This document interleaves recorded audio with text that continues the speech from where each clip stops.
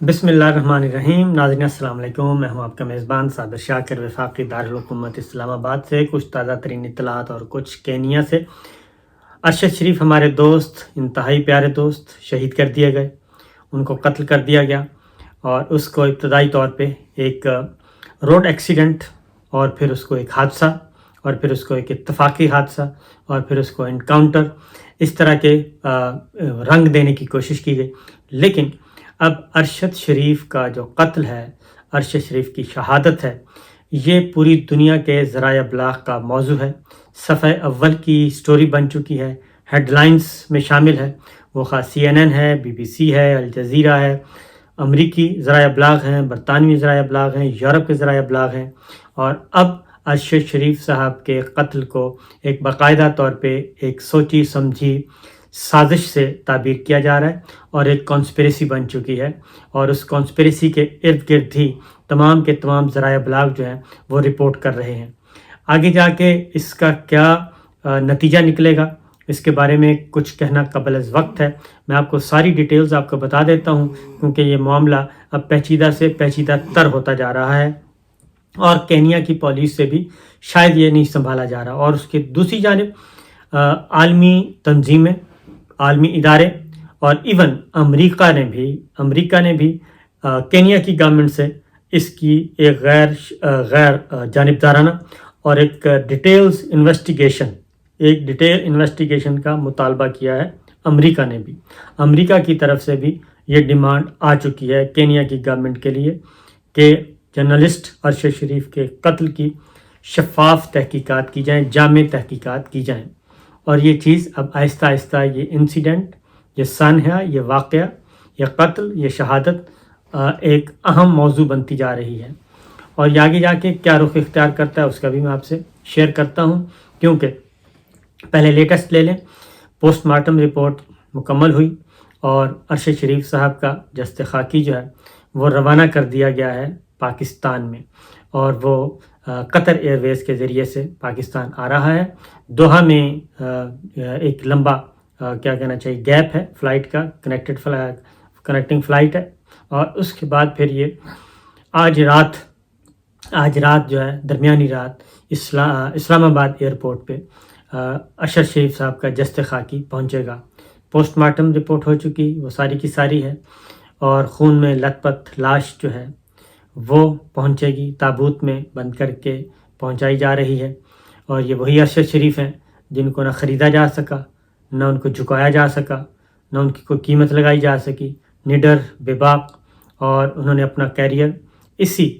شان و شوکت سے پورا کیریئر کیا، اور نہ وہ جھکے، نہ کسی سے کمپرومائز کیا، نہ کسی سے لفافہ پکڑا، اور انہوں نے اپنی جان بھی دے دی. اب میں ذرا ڈیٹیلز کے ساتھ آپ کو بتا رہا ہوں کہ بریفلی، پہلے تو بریف سن لیں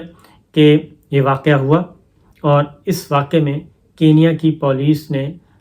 تضادات پہ تضادات اور 4 مختلف سٹوریز بیان کی. پہلے یہ کہا کہ یہ گاڑی کی چوری کی گاڑی تھی. پھر دوسرا، یہ ڈرگز والوں کا پیچھا کر رہے تھے. پھر ایک چوری کی گاڑی جو ہے اس کا پیچھا کر رہے تھے، نمبر پلیٹ مشکوک تھی. پھر کہا گیا کوئی بچہ اغوا ہوا تھا، اور اس طریقے سے. اور اس کے بعد اس کو اپنے ذمے لے لیا کہ یہ جی ہم نے انکاؤنٹر کیا ہے، اور یہ اتفاقیہ اور غیر شناخت ہونے کی وجہ سے یہ سب کچھ ہوا. پھر کہا گیا کہ انہوں نے بیریئر توڑا ہے، جبکہ اب جو ساری ڈیٹیلز آ رہی ہیں کہ انہوں نے بیریئر نہیں توڑا، بلکہ روڈ پہ چھوٹے چھوٹے پتھر رکھے ہوئے تھے، اور ان پتھروں کو کراس کر کے ان کی گاڑی لینڈ کروزر وہ جا رہی تھی. اور جیسے ہی گاڑی آہستہ ہوتی ہے تو اس پہ فائرنگ ہو جاتی ہے. پھر مختلف اینگل سے اس کو دیکھا جا رہا ہے، اور یہ تمام کے تمام جو انویسٹیگیٹو جرنلسٹ ہیں وہ سارے کے سارے، اور پاکستان کے نہیں، جو غیر ملکی ہیں، اور ایون کینین جرنلسٹ جو ہیں انہوں نے بھی، جو وہاں کے کرائم رپورٹر ہیں، کرائم انویسٹیگیشن کرتے ہیں، انہوں نے بھی بہت سارے سوالات اس پہ اٹھائے کہ یہ جو بھی قصہ بیان کیا گیا اس میں 9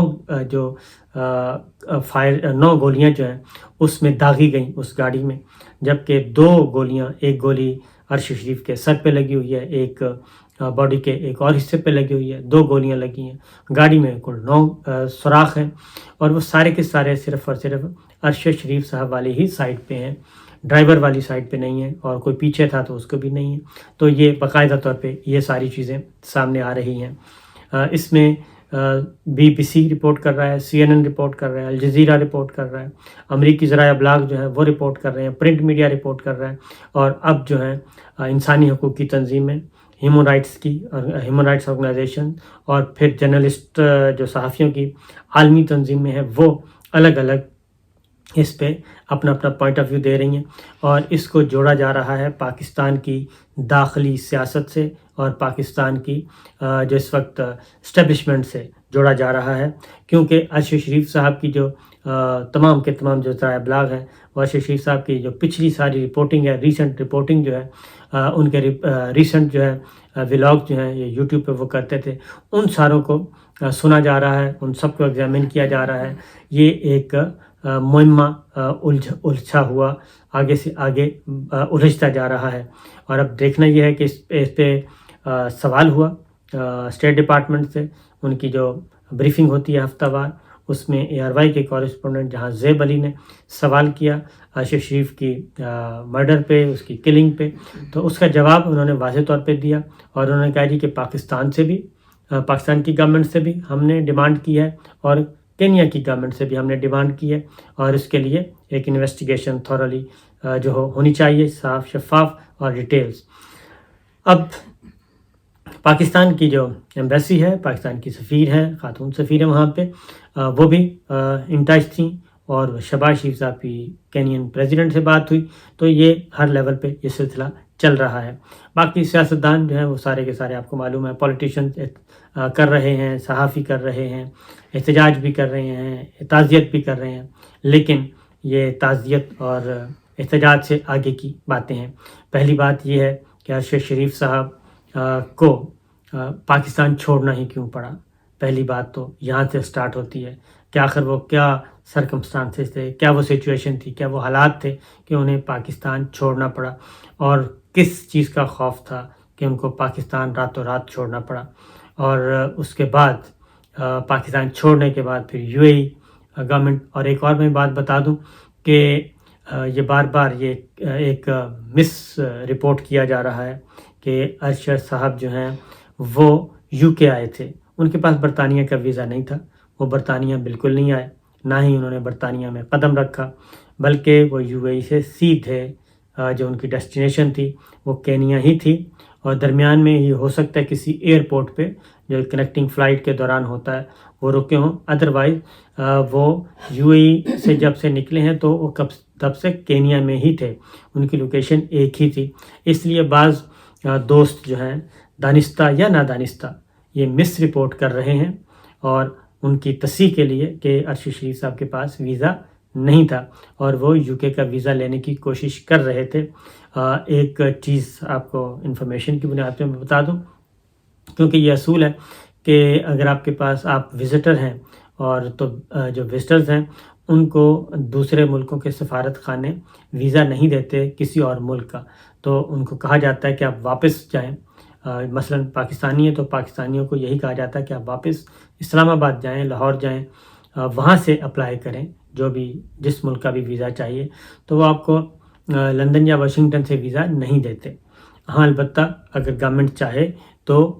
جو سفارت خانے، غیر ملکی سفارت خانے، وہ فیسیلیٹیٹ کرتے ہیں اور وہ اکوموڈیٹ بھی کرتے ہیں۔ تو ایک چیز تو یہ کلیئر کر لینی چاہیے، یہ بہت زیادہ مس رپورٹ ہو رہا ہے، اور کیوں ہو رہا ہے؟ بلا وجہ، کیونکہ جو نہیں جانتے، جب وہ برطانیہ میں داخل ہی نہیں ہوئے تو پھر یہ کیسے کوئی کہہ سکتا ہے کہ جی میری ملاقات ہوئی تھی، میری بات ہوئی تھی، میری ملاقات ہوئی تھی، انہوں نے مجھے لندن میں تھے یا برطانیہ میں تھے تو میرے ساتھ بات کی تھی۔ تو یہ میرا خیال ہے کہ انٹلیکچوئل ڈس آنیسٹی تو ہے ہی، اور ایک ایسے وقت میں یا ایسے واقعے میں جب ایک کرمنل انویسٹیگیشن چل رہی ہوں تو ایسی باتیں نہیں کرنی چاہیے، مس رپورٹ نہیں کرنا چاہیے۔ بہرحال ان کی والدہ منتظر ہیں جی، اور ان کی والدہ کی بھی طبیعت خراب ہوئی ہے درمیان میں، ان کی والدہ منتظر ہیں، ان کے بچے، ان کی بیٹیاں منتظر ہیں، ان کے بیٹے منتظر ہیں، اور ان کی اہلیہ جو ہیں وہ منتظر ہیں، سب کے سب منتظر ہیں عرش شریف کا جست خاکی لینے کے لیے۔ عرش شریف صاحب اس لیے چھوڑ گئے پاکستان سے، اس لیے جانا پڑا کہ اظہار رائے کی آزادی، وہ جو کچھ وہ سوچتے تھے، وہ بولنا چاہتے تھے، وہ کہنا چاہتے تھے، لیکن ان کے لیے جو آزادی اظہار رائے جو کہ کانسٹیٹیوشنل دیتا ہے، اس کو قدغن اس پہ لگائی گئی تھی، اس لیے۔ اور پھر ایک خوف بھی تھا، ایک ڈر بھی تھا، اور کچھ بھی۔ پھر امجد شعیب صاحب جو ہیں وہ بھی، اور پھر انہوں نے امجد شعیب صاحب نے بھی، عرش شریف صاحب نے بھی یہ کہا تھا کہ میری جان کو خطرہ ہے۔ بہرحال یہ سب کچھ ہے، ہوتا رہا ہے، اور میرے ساتھ بھی کافی باتیں ہیں، تو کچھ میں ریکارڈ کر چکا ہوں، کچھ میں کر رہا ہوں، انشاءاللہ آپ تک پہنچتی رہیں گی آہستہ آہستہ، جیسے جیسے یہ روٹین کی ذرا چیزیں، کیونکہ اس وقت تو صرف ہماری پریورٹی ہے کہ وہ عرش شریف آئیں، اللہ تعالیٰ ان کو جنت الفردوس میں یقیناً جگہ دے گا، کیونکہ ایک ایسا بے داغ آدمی، ایک حلال رزق پہ پلنے والا اور پاکستان سے محبت کرنے والا، افواج پاکستان سے محبت کرنے والا کبھی بھی 2 نمبر نہیں ہو سکتا، اور انہوں نے وہ ثابت کیا۔ ورنہ تو آرام سے کیا کہنا چاہیے جی، خرید و فروخت چلتی رہتی ہے، لفافہ صحافت چلتی ہے، کوئی ایشو نہیں تھا ان کے لیے، لیکن انہوں نے ایسا نہیں کیا۔ تو اللہ تعالیٰ سے دعا کرنی چاہیے کہ ہم سب کو اللہ تعالیٰ اپنے حفظ و امان میں رکھے۔ باقی جتنے بھی جو دوست ہیں جی، میں اپنے صحافی برادری سے یہ ضرور کہوں گا کہ کیا کسی نے آج سے پہلے ایک پروگرام بھی اس پہ کوئی پروگرامز کیے ہوں کہ آخر کیا وجہ ہے کہ عرش شریف جو ہے وہ ملک چھوڑ کے گیا، کیا وجہ ہے کہ میں ادھر بیٹھا ہوں، اور کیا وجہ ہے، وہ وجوہات کیا ہیں؟ کبھی عرش شریف صاحب، بلکہ افسوس ہوتا ہے کہ اللہ تعالیٰ ان کو بھی ہدایت دے، جو ٹھٹھا مذاق کرتے تھے پورے یہ، لیکن یہ ایک پلس پوائنٹ ہے کہ کسی بھی مین اسٹریم جرنلسٹ نے ایٹ لیسٹ، اور کسی بھی مین یوٹیوبر نے ایٹ لیسٹ کوئی ایڈورس پروگرام نہیں کیا، فیور میں نہیں کیا تو ایڈورس پروگرام بھی نہیں کیا، ورنہ تو ایک دو ٹٹو ملے تھے جنہوں نے